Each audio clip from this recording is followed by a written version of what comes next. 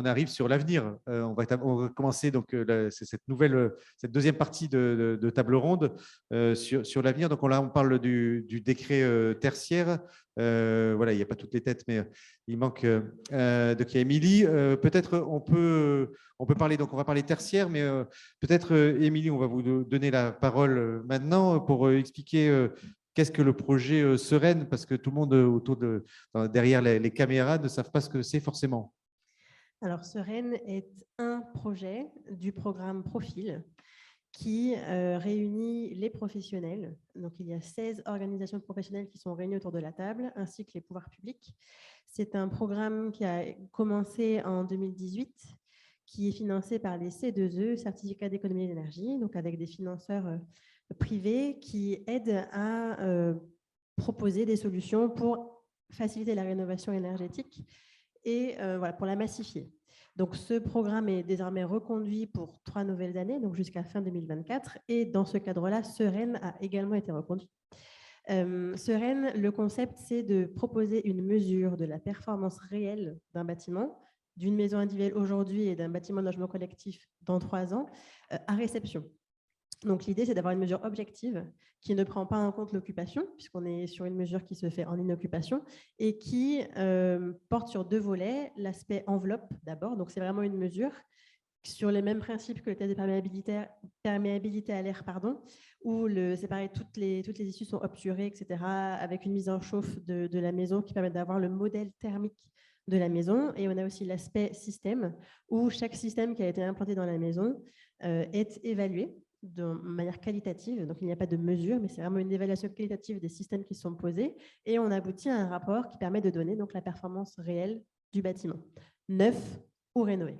Oui, donc, mais là, ça se fait avec des instruments de mesure, alors. Avec des instruments de mesure, exactement. Oui. Et donc là, il y a un changement complet de paradigme, c'est qu'on n'est plus sur des calculs, on est sur une mesure réelle. Exactement. Et aujourd'hui, est-ce que ça va avoir un impact sur la mesure de la perméabilité? Comment vous voyez l'avenir sur… Alors, l'impact, il est plutôt positif puisque Sereine devrait apporter une nouvelle corde à l'arc des mesureurs de perméabilité à l'air puisque ça complète la perméabilité à l'air. On peut considérer que dans la mesure où la maison a été préparée pour faire cette mesure de perméa, dans la foulée, on propose la mesure Sereine puisque c'est exactement les mêmes conditions de préparation de la maison. Donc, on vient proposer, nous, Sereine, un nouvel objet, un nouvel outil de mesure pour ces mesureurs-là. Oui, mais ça change tout. Alors, Francis, aussi pour la mesure de la performance énergétique, parce que là, on va pouvoir aussi comparer le neuf et l'ancien, ce qui n'était pas forcément le cas avant. Tout à fait. C'est vrai qu'avec la méthode Sereine aujourd'hui, ou avec le dispositif Sereine, c'est qu'on va pouvoir et faire le neuf et la réno. Donc, plutôt, on a déjà bien entamé le neuf pour aller vers la réno. Donc, on voit bien qu'avec ce programme d'expérimentation aujourd'hui, à grande échelle. Et Émilie l'a dit, on est sur 3 ans passés avec les livrables qui vont arriver bientôt, plus maintenant 3 nouvelles années. Donc, on voit bien qu'on est en train de préparer l'avenir sur la mesure à réception, aussi bien sur le neuf et la réno, et qu'on voit que ce sujet-là, c'est bien pour sortir un indicateur de performance de l'enveloppe des bâtiments, si on parle de la mesure d'enveloppe, d'une part, et puis aussi d'autres indicateurs à réception sur la partie des systèmes. Et je dirais, si je fais un peu un zoom arrière, on est en train de voir aujourd'hui avec le programme Sereine de préparer ce qu'on avait vécu il y a quelques années sur la perméa, où on va passer, je pense, d'un stade expérimental dans quelques années à un développement sur le terrain. Et pour comparer, demain, vous allez rénover une maison, vous pouvez dire en gros, sur l'enveloppe thermique du bâtiment, je suis à tel niveau. Mais là, je vous laisserai peut-être Émilie parler par rapport aux indicateurs derrière, qui sont derrière ces notions d'enveloppe ou d'indicateur d'enveloppe. Oui, Émilie, alors, puisqu'on vous pose la question, Francis vous pose la question sur l'enveloppe, alors. En fait, l'objet de Sereine, c'est donc bien de proposer une valeur de l'enveloppe, vraiment un chiffre, qui est associé à une incertitude. Parce que dans le cadre d'une mesure, on ne peut pas afficher un chiffre sans, par pure honnêteté scientifique, annoncer qu'il y a quand même une variable d'ajustement qui peut faire en sorte que le chiffre ne soit pas exactement la réalité. Et le travail qui a été fait sur les 3 dernières années, c'est de pouvoir mettre ce chiffre avec la part d'incertitude qui est associée sur l'échelle du DPE. Ce qui permet donc aussi bien pour le neuf comme pour le rénové d'avoir une visualisation de la performance réelle mesurée sur une échelle que finalement tout le monde connaît et qui est rentrée un peu dans la vie de tout le monde. En fait, tout le monde connaît l'étiquette DPE et donc on peut ajouter Sereine là-dessus. Et voilà, ça permet vraiment d'avoir une comparaison entre le calcul initial et la mesure réelle. C'est pas ce à quoi les architectes ont toujours rêvé, c'est d'avoir enfin cette mesure de performance énergétique qui soit la réalité, parce qu'aujourd'hui, je ne vais pas revenir sur les DPE, sur lequel il y a effectivement, on est sur la version 3 là, aujourd'hui des DPE, il y a le 3,5, mais enfin ça évolue. Il y a eu la 1, la 2, mais enfin, donc, et souvent le décalage qu'il y a, ce que vous dites, Émilie, le décalage qu'il y a entre le calcul et puis la réalité de la performance énergétique du bâtiment. Bon, après, je ne vais pas parler de l'usage qui peut être fait, parce qu'il y a aussi l'usage des occupants dans le bâtiment. Et donc là, on aurait quand même une valeur qui marcherait pour la réno, qui marcherait pour le neuf. Et donc, pour les architectes, c'est merveilleux tout ça. C'est surtout pour les utilisateurs, hein, parce que l'enjeu de la qualité de l'air, ce n'est pas juste pour se faire plaisir à faire des mesures. C'est des questions de santé qui sont très importantes derrière. Donc, on a une responsabilité collective. C'est vrai que jusqu'à présent, on annonçait des performances. Il faut aller jusqu'au résultat prouvé. Donc, la mesure est là pour le faire. Mais sur des opérations faites il y a déjà des années, quand on se donnait la volonté et les moyens, on faisait déjà toutes ces mesures. D'ailleurs, quand je fais pas mal de diagnostics techniques globaux, on parlait des copropriétés avec un partenaire thermicien, on fait souvent, enfin, il fait souvent les mesures de débit d'air. Alors, par contre, après, il y a quand même un autre sujet, c'est peut-être pas dans le cadre de la table ronde, mais on va réussir certainement à former les maîtres d'ouvrage, les architectes, les BET, les diagnostiqueurs, les entrepreneurs, etc. Reste à former les habitants. Parce que ce qu'on voit en copropriété est terrifiant. Les former sur quoi? On ne voit même plus quelquefois les bouches d'entrée d'air qui sont tartinées de 3 couches de peinture par-dessus. Donc, je veux dire, les former à l'usage de leur logement. Parce que nous, on est capable, nous professionnels, on sera capable de livrer quelque chose de très bien. On l'a vu aussi pour le COV, hein, les composants volatiles, c'est qu'on sait livrer un bâtiment avec des mesures qui sont très saines, et puis on revient 15 jours après, une fois que les gens ont mis leur mobilier, et les mesures sont détestables. Sur la ventilation, il faut que l'habitant prenne conscience que c'est sa vie qu'il met en jeu, et donc qu'il respecte le bon usage, l'entretien des bouches, etc., qu'il y ait des contrats. En copro, il n'y a pas toujours des contrats d'entretien de la ventilation. Nous, on découvre des choses affolantes, quoi. Donc, on va dans le neuf savoir livrer des bons bâtiments. Ces bâtiments vont devenir vieux. Il ne faut pas que dans 20 ans, on retrouve ce qu'on voit aujourd'hui dans ce qui est réalisé. Oui, Cédric, on peut imaginer qu'il y ait aussi des contrôles à la fois sur la ventilation, mais qui ne soient pas que sur le neuf, qui soient en suivi pour savoir, comme disait François, le bon usage qui est fait du bâtiment. Alors oui, ça, on le fait déjà dans le cadre de certification en rénovation. Et Cercal, notamment, est un organisme de certification qui demande ces contrôles à réception. Alors, tout dépend du système de ventilation, parce qu'ils sont plus ou moins mesurables suivant ce que c'est. Si c'est une ventilation mécanique contrôlée ou si c'est une ventilation naturelle, c'est plus compliqué de faire une mesure. Mais c'est déjà des choses qui nous sont demandées dans le cadre de programmes de rénovation. Alors, pas trop sur les copros, on est plus sur le domaine de l'habitat social, qui n'est pas moins stratégique non plus. Hein, mais c'est effectivement des domaines où ça commence à sortir sur la rénovation. Sur lequel on peut repasser régulièrement, y compris sur des bâtiments qui ont été livrés. Alors non, oui, en fait, on vient soit faire des mesures avant rénovation pour vérifier l'état, soit c'est une mesure qui est demandée après le programme de rénovation, à la demande du certificateur que peut être Cercal, mais vous avez d'autres, vous avez le collectif Effinergie qui demande ça dans le cadre de ses labels de rénovation aussi. Et si le système de ventilation n'était pas mesurable, dans le cadre des labels Effinergie Rénovation, on demande une mesure de qualité d'air directement. Sur la mesure de l'enveloppe, du coup, là je reviens, ça va nécessiter encore de nouvelles prestations et de nouveaux opérateurs. C'est-à-dire qu'il va falloir le réaliser, ça aussi. La mesure de la performance de l'enveloppe, oui. Ouais. Quand le marché va sortir, j'imagine que ça va mobiliser du monde, et tant mieux. Et puis, bon, c'est vrai qu'on a nombre de nos membres qui travaillent déjà au sein du projet Sereine, et on a relayé notamment l'appel à manifestation d'intérêt il n'y a pas très longtemps, donc j'en profite pour faire un peu de pub, c'est d'actualité. Mais oui, effectivement, ça va amener une activité aussi conséquente, en particulier sur le marché de la rénovation, parce que je pense qu'on s'oriente davantage sur le marché de la rénovation pour l'instant, et peut-être sur le 9 plus tard. Oui, on va donner la parole après à François, mais Émilie, oui, c'est quoi cet appel à manifestation d'intérêt? Alors, sur Sereine, première partie jusqu'à la fin de l'année dernière, on avait une vingtaine d'opérateurs qui ont mené 40 mesures sur les tout derniers mois de l'opération. Et là, on ambitionne d'avoir au total 70 opérateurs pour mener 240 expérimentations sur des maisons. Donc, effectivement, plutôt rénovées, 70% à peu près, et neuves, donc 30%. Donc voilà, on a lancé un appel à tous les opérateurs qui souhaitent s'engager dans cette démarche un petit peu innovante, parce qu'il faut quand même rappeler que sur la mesure de la qualité de l'enveloppe, il y a eu beaucoup de travaux qui ont été faits de par le monde, et on est plutôt à la pointe. Je pense qu'on peut être très fier pour le coup que la France ait apporté cette solution qui permet d'avoir une mesure rapide, efficace et avec une incertitude qui est affichée, puisque c'est vraiment en fait le point le plus important qui a été vraiment pointé par l'équipe de scientifiques. Donc voilà, on recherche d'une part 50 opérateurs, puisqu'on considère que les 20 qui ont travaillé avec nous déjà sont reconduits. Donc 50 opérateurs que l'on recherche et des maisons. On a besoin de 240 maisons. Donc si vous avez une maison à rénover ou rénover, appelez-moi. Bon, à bon entendeur.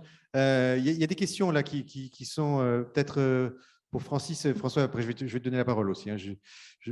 Si tout est prêt pour la RE 2020, pourquoi y a-t-il encore aucun organisme accrédité CROFRAC à ce jour susceptible de délivrer des formations 87-41 ?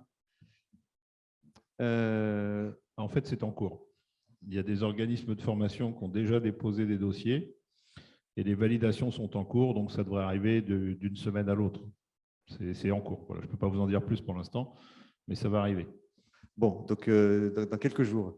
Une question pour Sereine, Émilie, sur le sujet de Sereine. Sereine semble mesurer la performance énergétique. Est-ce que la mesure prend en compte la conformité de l'installation de ventilation au moment de la mesure ?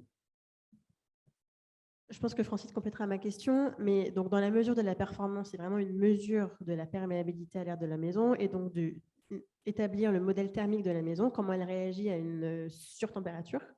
Et après, dans l'évaluation des systèmes, il y a en effet un constat du système de ventilation. Et si je ne me trompe, le travail qui a été fait dans Sereine sur l'application qui concerne les systèmes est largement tiré de Promévent, qui lui-même a servi de base aux travaux de la RE 2020.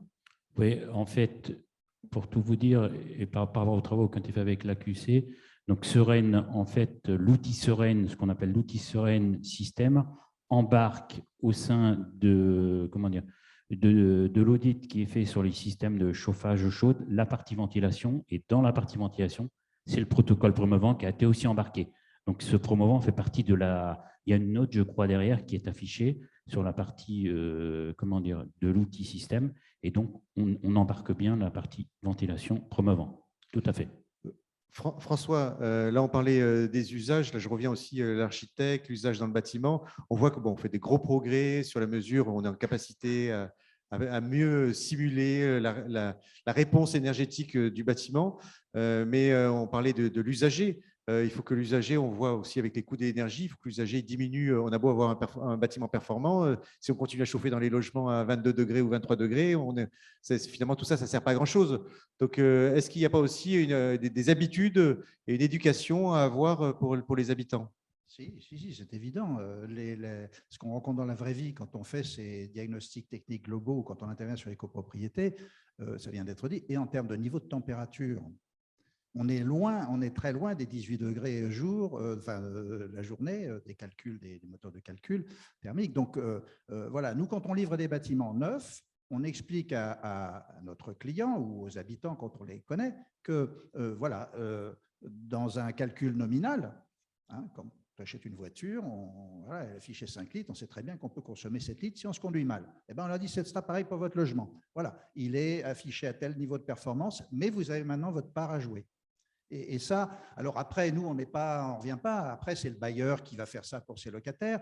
En termes de copropriété, c'est beaucoup plus compliqué. Il faut que les syndics aussi s'emparent de cette question, de cette information pour sensibiliser les habitants à ça. Je voulais dire tout à l'heure autre chose parce qu'on parlait d'un nouveau métier, etc. Moi, je voudrais attirer votre attention sur le fait que ce serait quand même bien d'arrêter d'inventer un nouveau métier à chaque nouvelle réglementation. Il faut d'abord responsabiliser les acteurs en place. Voilà, d'abord. Et pas leur dire, vous inquiétez pas, il y aura quelqu'un qui va venir mesurer ça à la fin, parce que la mesure sera mauvaise à ce moment-là. Donc, bien sûr, il faudra des mesureurs patentés, mais il faut absolument développer l'autocontrôle et que l'entreprise de ventilation qui pose la ventilation ait les outils pour faire cet autocontrôle et ces mesures en temps et en heure. Alors, je sais bien que le contrôle final ne peut pas être fait tant que tout n'est pas terminé dans le chantier. Ça veut dire que tout ça, ça s'anticipe. Ça s'anticipe aussi dans la gestion du planning. Ça commence par une préparation. Il y a une période qui s'appelle la préparation de chantier. Elle est souvent passée un peu à l'as. C'est là qu'il faut repérer les difficultés, les points sensibles, les interfaces entre les lots. On parlait tout à l'heure d'aller mesurer le détalonnage de la porte.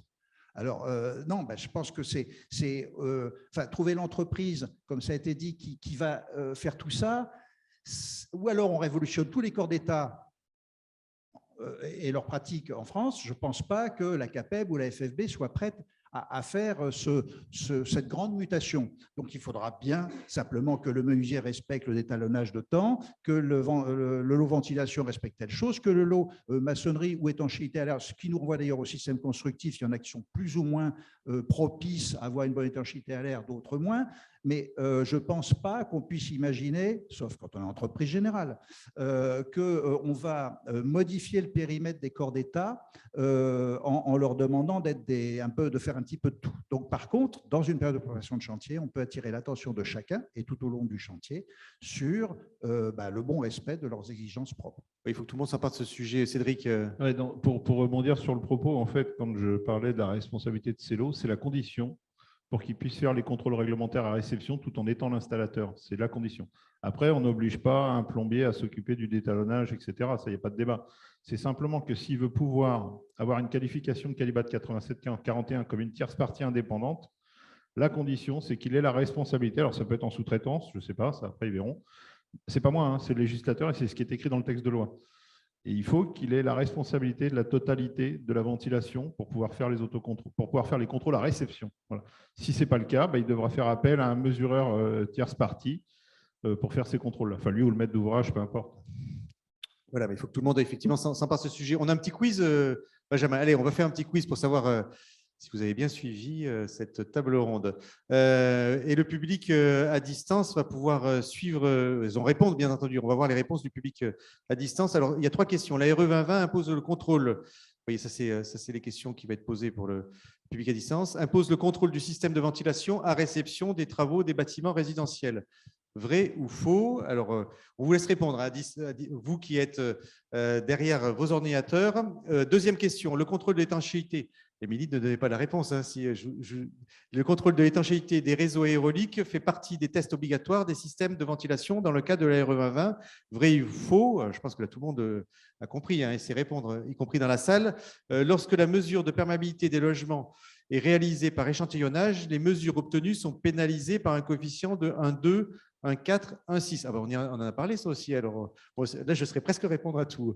Allez, est-ce que tout le monde a voté? Benjamin? 5, 4, 3, 2, 1, 0. Voilà, on va vous afficher les résultats du public.